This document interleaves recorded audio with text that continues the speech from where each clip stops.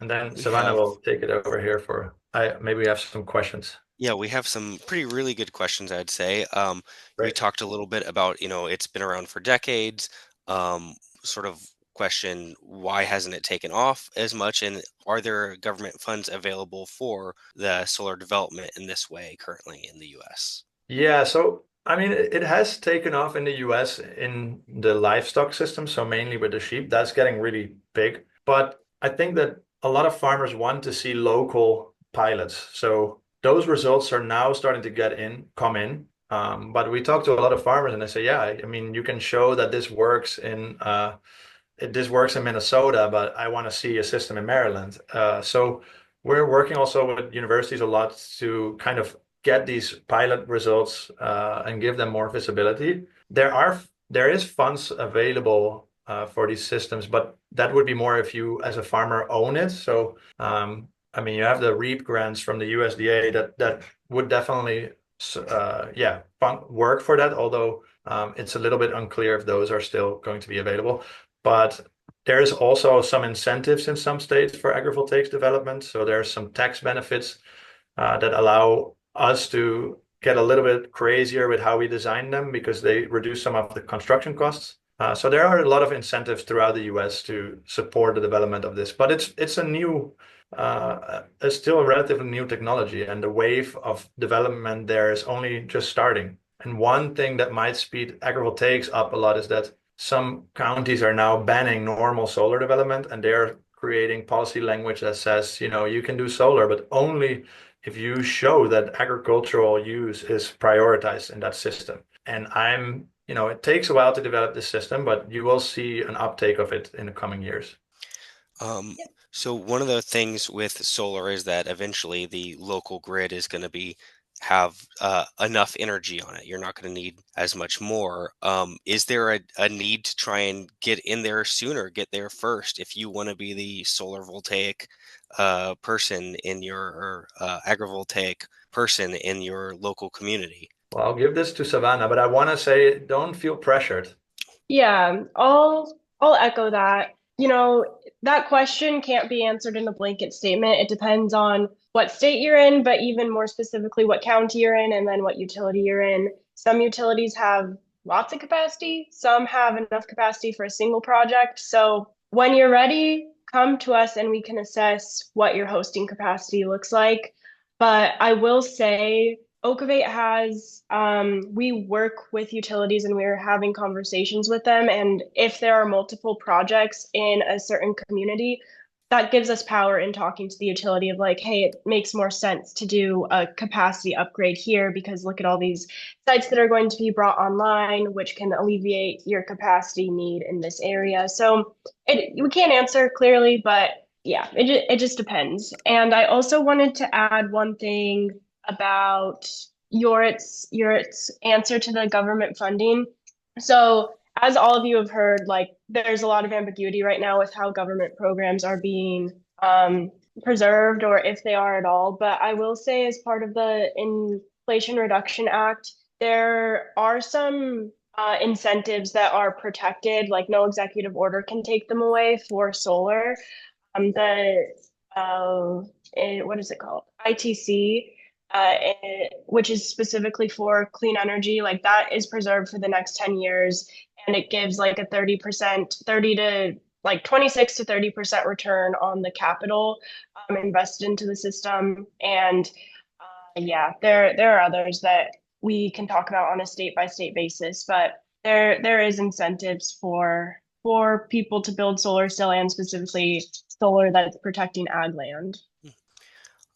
Another question is, I think, implementation. Are there solar systems that are compatible with pivot irrigation, center pivot irrigation? How does that work with some of the established infrastructure for farming?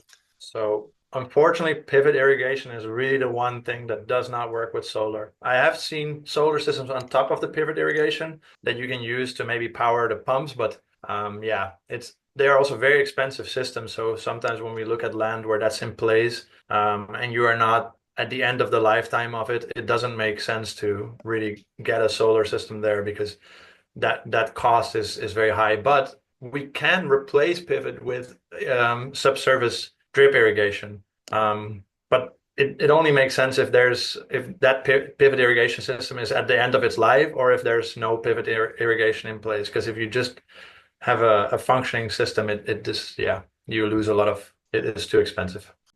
I guess the opposite question, how small, but how large do you start capping out on systems?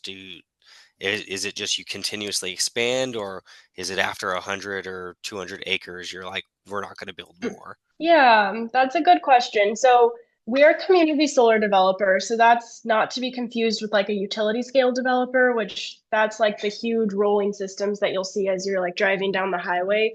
So that answer again depends on the state we're working in. A lot of states have caps on the amount of megawatts that you can use to develop a system, and so we'll usually do around like 5 megawatts, which can be around like 40-ish acres, give or take. But it again, it depends on the spaces between the panels and all of that. But we definitely don't get into the hundreds. That becomes utility scale.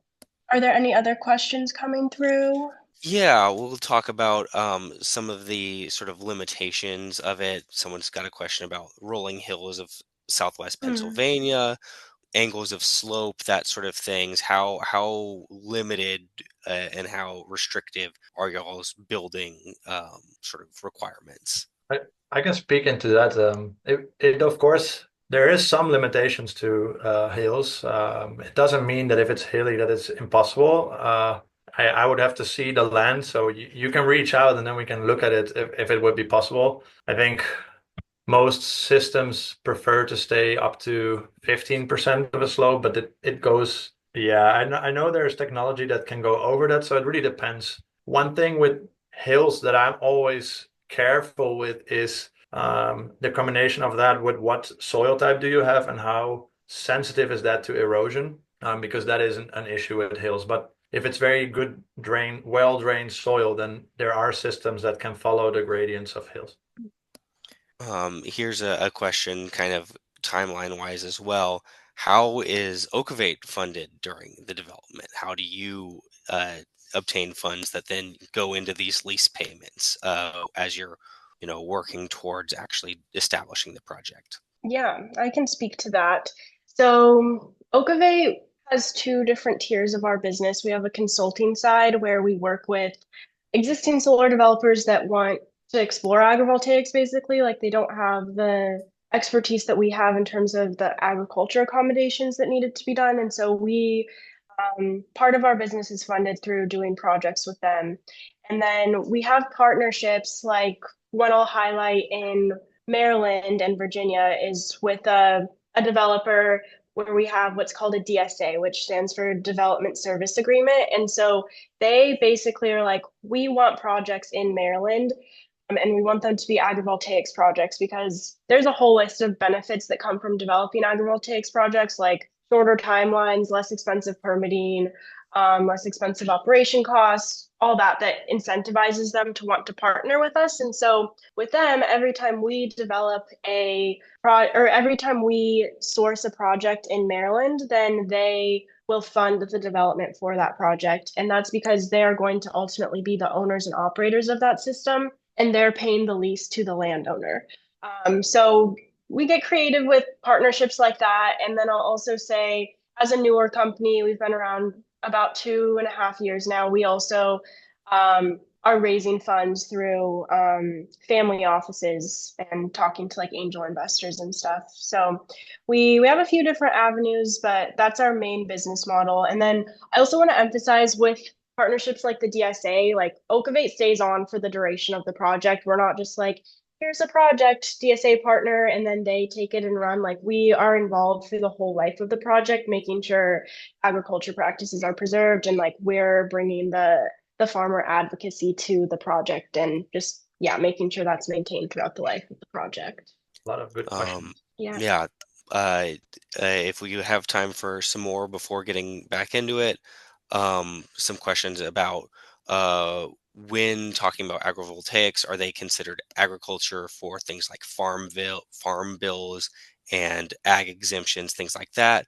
And then also questions about environmental impact analysis and NEPA approvals, both, if you could speak to either of those. Yeah, I mean, that was a big topic on the at the National Farmers Union convention too. And answer to that is it depends where you are. Ideally, this will be, but it's such a new thing. I hope that in the future this will be updated in policy frameworks that agrivoltaics will always count as agriculture, but sometimes it doesn't. And depending where you are, that land will no longer be considered as agricultural land.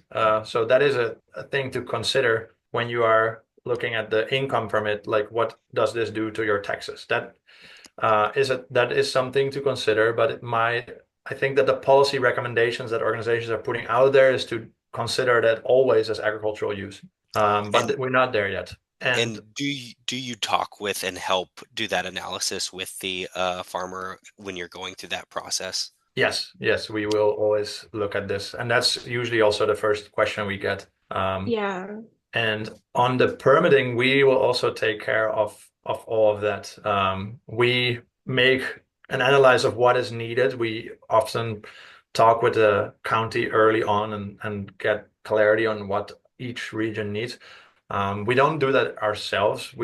Some of the permits we can do ourselves, but there will always be also an environmental engineering company doing the designs and doing those the technical permits. But the farmer will never have to worry about those things.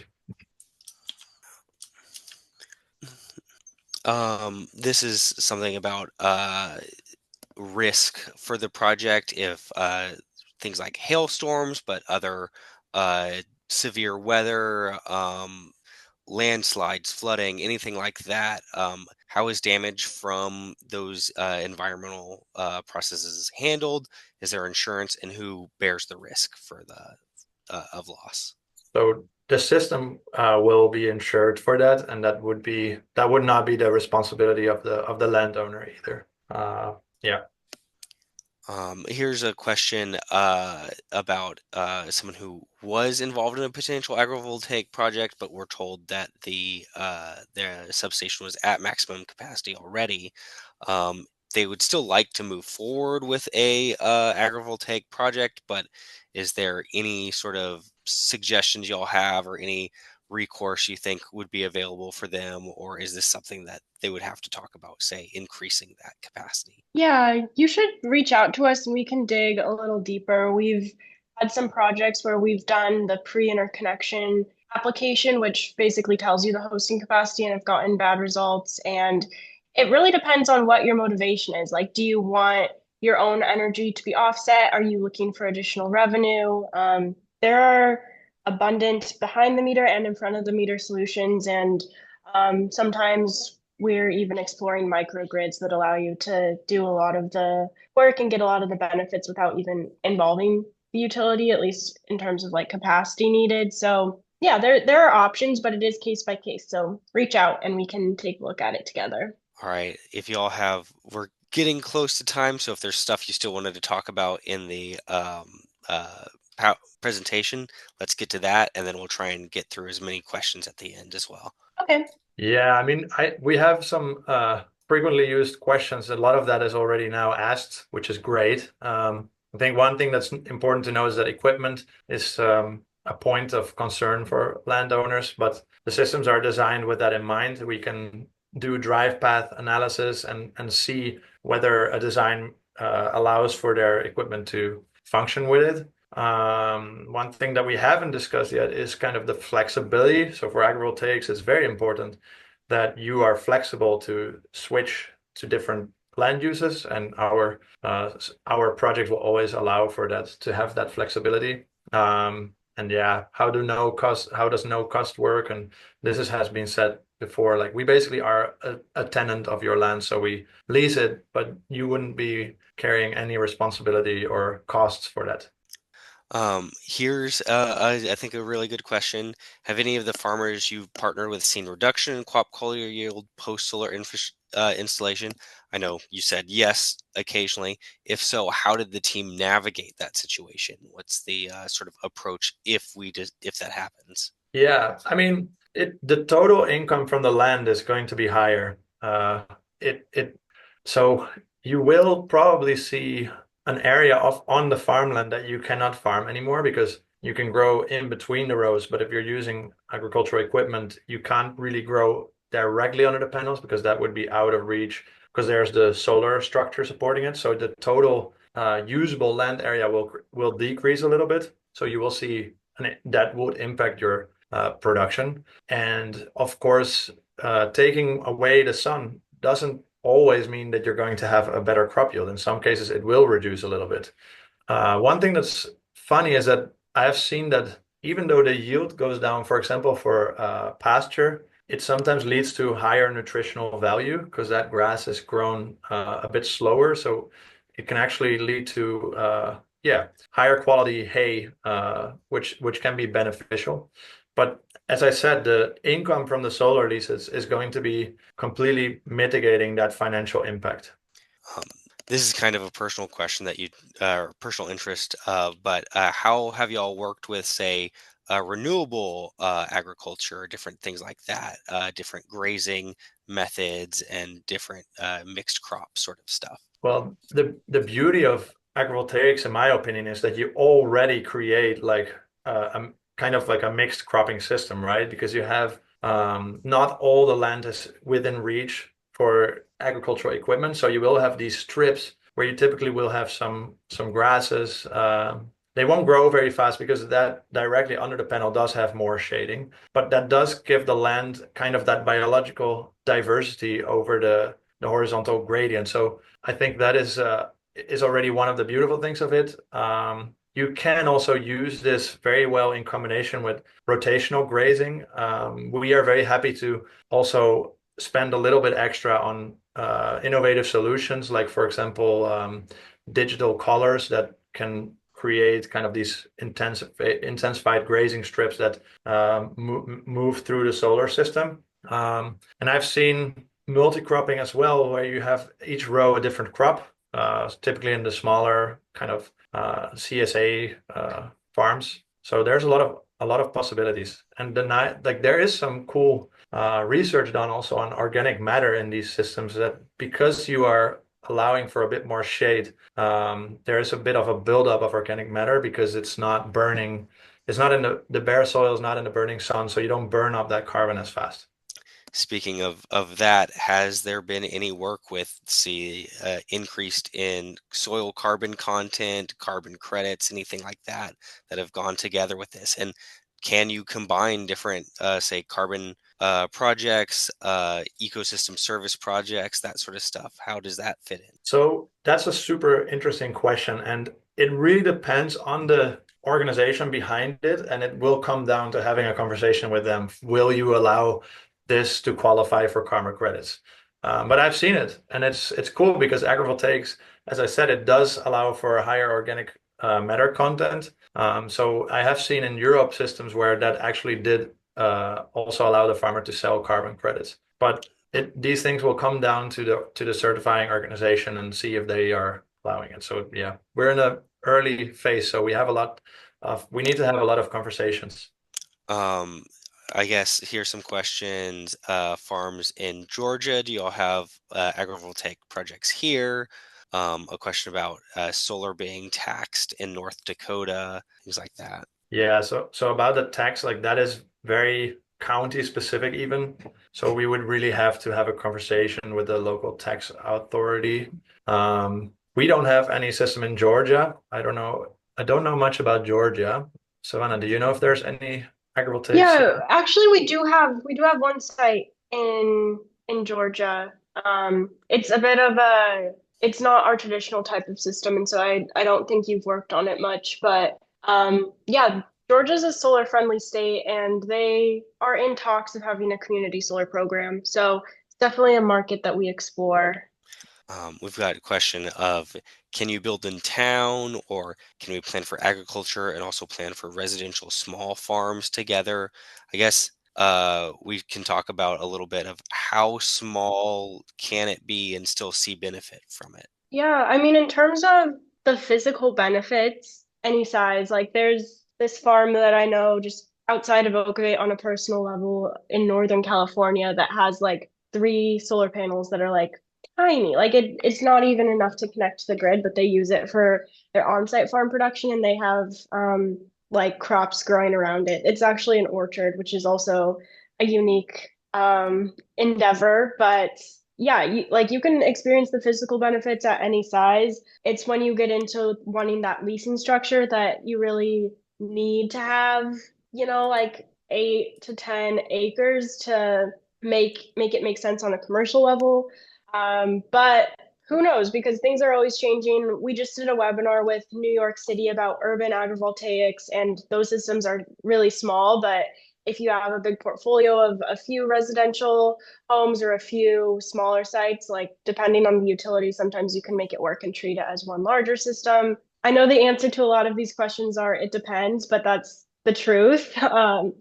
Yeah, it's as the technology is rolling out more in the US, every community is deciding how to handle it differently. And so um, it's both cool because you can get creative and you can say, like, well, what about if we do this? And then, somebody may not have thought about that and then they'll approve it. So yeah, it depends. A lot of innovation can happen in this space right now, so Exactly, it's exactly. always Definitely. reasonable to reach out.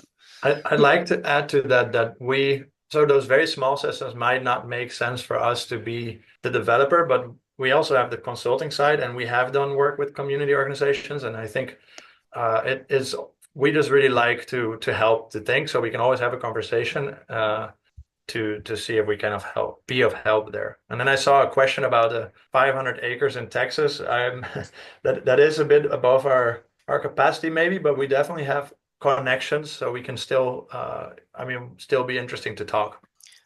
We did have a question earlier about have you worked on cannabis projects as part of the growing? Yeah, I Yeah, can speak go to ahead. that. I'll start your, you can add if you want to. We have talked about it. It definitely can work. It just depends on how people are growing the cannabis. Like we've talked to one indoor grower who wanted solar like more in a greenhouse capacity to power like the pumps and everything. But it can also work for outdoor growers. The short answer is that it can work, and we've talked to people about doing it, but it's a little less explored because there aren't as many research studies going on about how cannabis yields are impacted by agrivoltaics. Yeah, being from the Netherlands, I may have some experience, and I do know that it is a plant that really likes the light. Like, so say, yeah, it costs a lot of money to create that light, so it might make more sense to put the solar somewhere else with another crop and use that electricity to offset your cost. Mhm. But yeah, it is a light sensitive crop.